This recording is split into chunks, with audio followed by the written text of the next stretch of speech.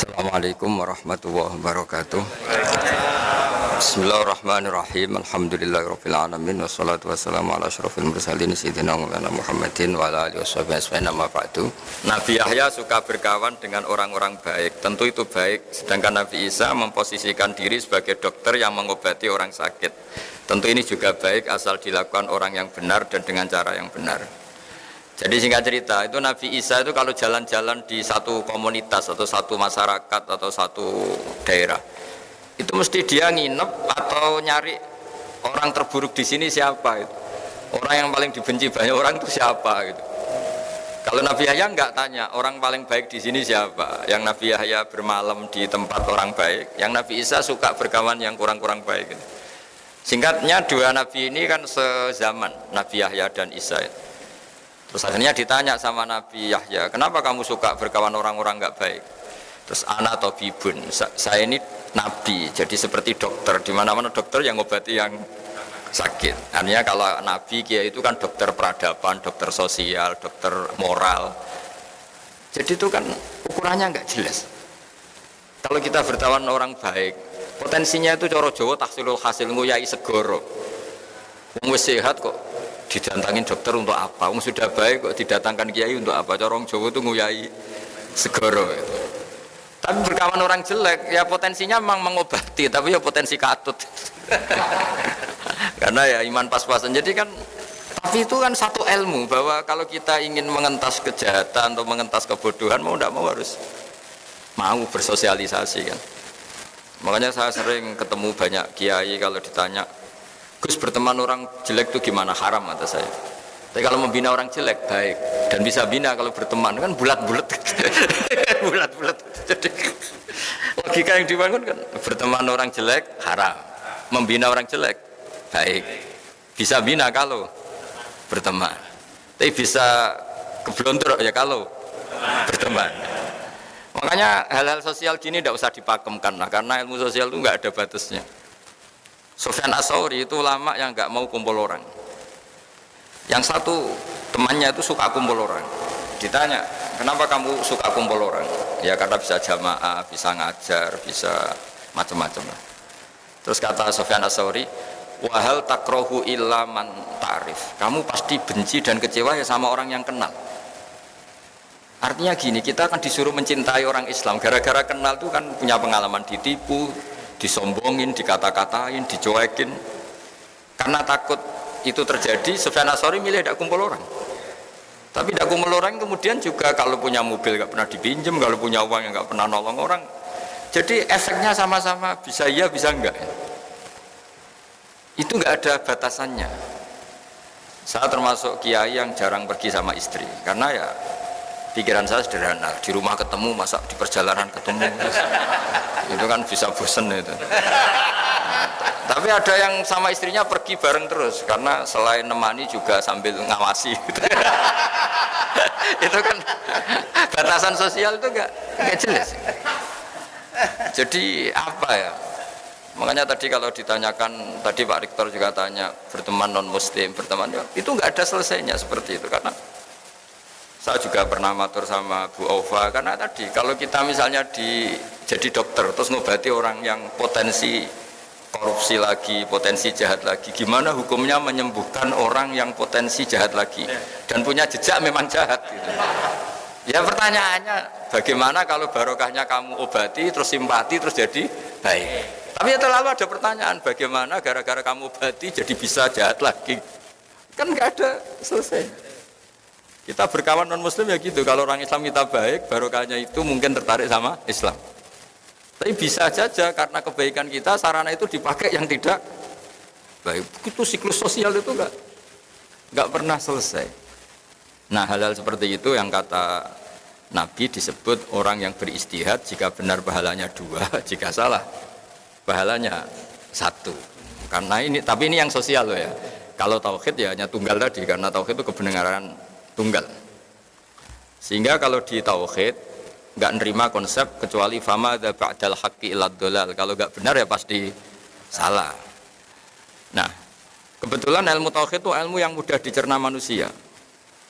Nah, disinilah kenapa Allah itu tetap saja ngendikan inna dina inda wahil Islam. Karena setelah Imam Amudi tadi mencontohkan pentingnya iman sama al-wahidul ahadus somad, zat yang tunggal, yang satu, yang esa, entahlah terjemahnya al-wahid itu karena diterjemah Indonesia itu nanti padanan Arabnya kadang tidak pas, makanya sering ngeluh saya dengan Profesor Zaini, Pak Kures itu kadang ngeluh karena terjemahan Arab itu tidak mudah diterjemahkan Indonesia. Tapi apapun itu kan setelah kamu ngaji matematika atau ngaji ilmu apa saja tadi, saya punya kitab dulu diajarin Mbah Mun, itu satu kitab itu gambar, mulai gambar gedung sampai gambar pohon sampai gambar sapi. Ternyata itu hanya untuk menjelaskan apapun ruwetnya gambar ini dimulai satu titik. Apapun alam raya seluas ini, ada Mars, ada Jupiter, ada apa saja, ya dimulai dari satu titik, yaitu nuktatil wujud, yaitu wujudnya Allah Subhanahu. Angka sampai miliar triliun ya sama, dimulai dari angka 1. Nah, kita untuk memantapkan tauhid itu udah harus sampai nyun sewu ketemu Allah atau melihat surga langsung, neraka langsung. Dengan kekuatan akal kita ini sudah cukup. Makanya agama ini di kaum yaqilun, di kaum yatafakkarun, bagi yang mau berpikir. Nah, ini yang kebenaran hakiki. Tapi kalau kebenaran sosial tadi itu enggak jelas. Makanya saya kalau guyon, dan itu guyon yang ilmiah, itu ada orang itu perempuan jelek, saya berkali-kali cerita itu jelek, miskin lagi. Terus sowan sama suaminya ke saya, Gus doain saya jadi orang kaya. Tak guyonin itu.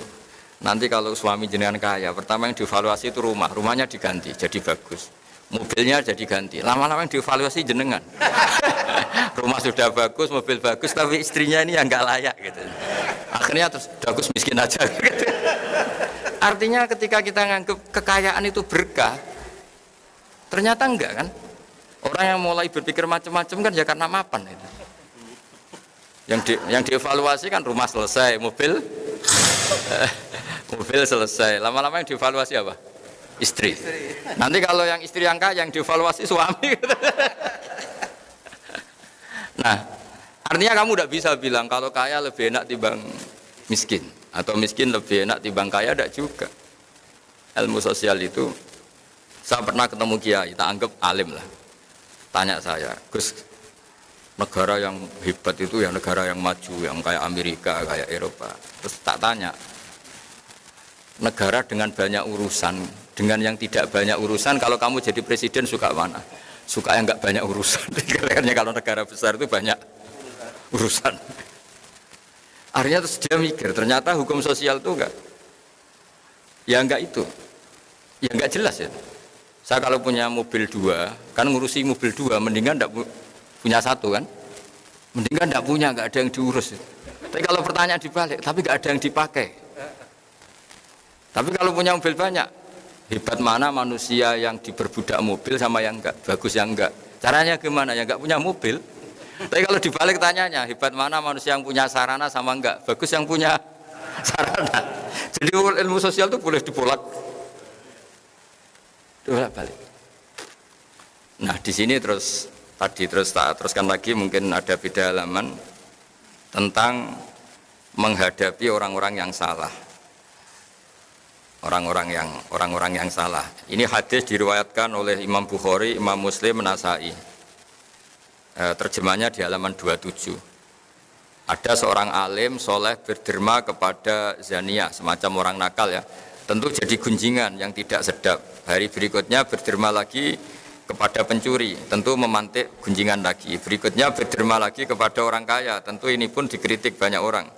Orang alim tadi tetap memuji Allah dan menyerahkan urusannya kepadanya. Namun secara ilmiah, si alim ini memberi argumentasi bahwa sedekahnya kepada zania agar tidak melakukan zina lagi, kepada pencuri agar tidak mencuri lagi, kepada yang kaya agar mau niru kebaikan sedekah. Jadi misalnya gini, orang sampai menjual diri kan karena nyari uang. Terus si orang alim tadi, sudah kamu tak kasih uang, tapi tidak usah melakukan itu. Orang ingin nyuri kan juga karena nyari uang. Sudah kamu tak kasih uang, tapi tidak usah mencuri lagi. Artinya gini, hukum sosial itu gimana itu kan? Masa misalnya kalau sampean ustadz masih amati terus ngasih orang gitu kan dianggap order kan, ya resiko kan. Tapi barokahnya ngasih, mungkin terus orang itu simpati sama ustadz, ingin tobat. Itu kan nggak pernah ada ukurannya. Tapi nggak usah dicoba. Kalau dicoba jangan-jangan memang ingin mau makai, kan ya ribet. Artinya ini cerita loh, ini diceritakan, diriwayatkan oleh Imam Bukhari. Karena ilmu sosial itu ukurannya kan, ya sudah nggak usah diputuskan. Namanya sesuatu yang sosial itu nggak usah dipakemkan. Makanya saya kemarin yang pas ngaji sama Kagama, saya berteman Pak Rektor ini baik apa enggak ya tidak tahu. Bisa saja tidak baik, karena kenal Rektor UGM kan bisa saya sombong, keren. Wah kalau menyebabkan sombong kayaknya ini tidak baik, saya kenal Rektor kan.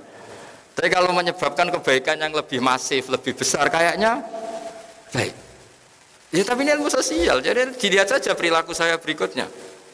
Bareng kenal rektor atau kampus yang nggak maju nyepelekan karena mentang-mentang kenal rektor UGM, berarti kenal ini yang tidak baik. Tapi barokahnya kenal kemudian kurangi pasar gelap tadi ya. Mungkin jadi baik. Jadi ilmu sosial kira-kira seperti itu. Saya sering kenal menteri ya dekat kadang-kadang. Ya saya sering bilang ke istri saya dikatakan syukur ya syukur karena bisa melakukan kebaikan lebih masif, lebih general ya, lebih banyak. Tapi saya sebagai manusia jangan-jangan menjadi sombong karena kenal pejabat. Nah kira-kira perasaannya kiai orang baik ngadepi ilmu sosial itu seperti itu. Jadi nggak perlu ada jawabannya Pak Rektor kalau masalah ilmu apa? Sosial tadi. Baik kita dengan sesama orang baik maupun sama orang nggak baik, sesama non muslim itu ukurannya hubungannya kita dengan Allah Ta'ala. Makanya ketika Rasulullah masih sugeng, masih hidup, itu buah ada sahabat disuruh tabiin itu generasi setelah sahabat. Sifli wajah Rasulillah, tolong beritahu saya kayak apa wajahnya Nabi. Itu sahabat ini nangis. Kenapa engkau nangis? Saya tidak pernah lihat wajahnya Nabi. Loh Anda kan sahabat, iya berpuluh-puluh tahun saya dari Nabi, tapi tidak lihat wajahnya. Ada yang ditanya langsung cerita, wajahnya gini, gantengnya begini, senyumnya gini.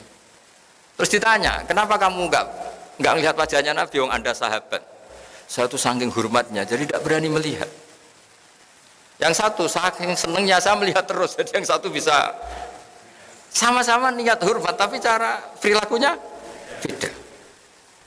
Nah, contoh kedua ini agak menyinggung Anda, tapi semoga agak tersinggung. Ada sahabat yang nggak pernah sowan Nabi, jadi kalau jamaah sering dia makmum Nabi, dia nggak pernah sowan. Kenapa ya? Takut. Jadi dia datang jamaah saja tapi tidak sowan. Ada yang senang sowan karena bisa komunikasi, bisa tanya. Ada yang milih nggak sowan, takut ganggu. Jadi artinya hukum sosial ini ukurannya enggak. Jadi misalnya itu tadi. Misalnya ada orang jadi rektor di UGM atau UI atau jadi dekan. Kalau sering pulang kampung baik enggak? Ya mungkin baik biar ngerti kampungnya kayak apa. Meskipun prestasi di Jogja jangan-jangan kampungnya terbelakang. Dari segi itu baik. Tapi dari segi sering pulang kemudian di situ ada ketua sete atau ketua kampus-kampus yang enggak maju. Jadi mahjub. Gara-gara ini sering pulang, aktor-aktor di situ ini tenggelam. Baik enggak sering pulang lah kira-kira gitu. Karena kalau sering pulang, lakon-lakon di situ bintangnya jadi tenggelam. Sampai-sampai kamu situ mau nunggu apa saja keputusannya, nunggu Pak Rektor pulang, Pak Dekan pulang, profesornya. Ini kan penggoblokan massal ini karena urusan gitu aja kok nunggu. Tapi kalau nggak pernah pulang juga orang komplain. Wah mentang-mentang jadi orang besar lupa kampung. Itu kan nggak ada. Nah di sini kenapa semua nabi itu diajarkan dan disuruh mengajarkan tauhid. Semuanya tunggal mulai Nabi Adam sampai Rasulullah SAW. Tapi syariat sosialnya beda. Ya kira-kira logikanya gitu. Karena nggak ada batasannya. Gaya sosialnya kan beda. Ya saya sering menyontohkan mungkin ibu-ibu ini agak tersinggung. Kalau dibalik Nabi Sulaiman itu istrinya banyak, Nabi Dawud ya banyak. Nabi Ibrahim hanya 2, Nabi Musa yang terkenal 1. Kalau dibalik perempuan itu kaum lemah. Nolong orang 1 baik, kalau 2 ya mestinya lebih baik, kalau 4 ya lebih baik, kalau pakai teori itu. Jadi kalau teorinya dibalik, 1 orang saja terlantar, apalagi 2. Kamu milih mana? Kalau bapak-bapak milih yang pertama. Nolong 1 orang baik, kalau 2 lebih baik, kalau 3 provokator. Tapi kalau dibalik, 1 orang saja terlantar, apalagi 2, berarti 1 orang saja sudah buruk, apalagi 2, apalagi. Nah seperti ini nggak usah diputuskan karena ini seperti ini. Kita misalnya tidak pede bisa didik anak, ya sudah jangan banyak-banyak, anak 2 saja belingnya minta. Tapi kalau kita pede didik bisa anak baik, kita memperbanyak jumlah orang baik ketika anak kita baik. Seperti ini tidak usah dipagemkan. Jadi saya punya sekian contoh orang-orang dulu ngadepi orang-orang yang nyun sewu nakal itu ya beda-beda. Ada yang milih menjauhi orang nakal supaya nggak dicap, distigmasi bagian dari orang. Ada yang kerso nemanin sebagai proses dakwah, proses mendidik. Ya seperti itu, nggak usah gaya-gayaan niru atau tidak niru, ya sudah lah itu ilmu sosial. Pertanggungjawabannya di ngersane Allah Subhanahu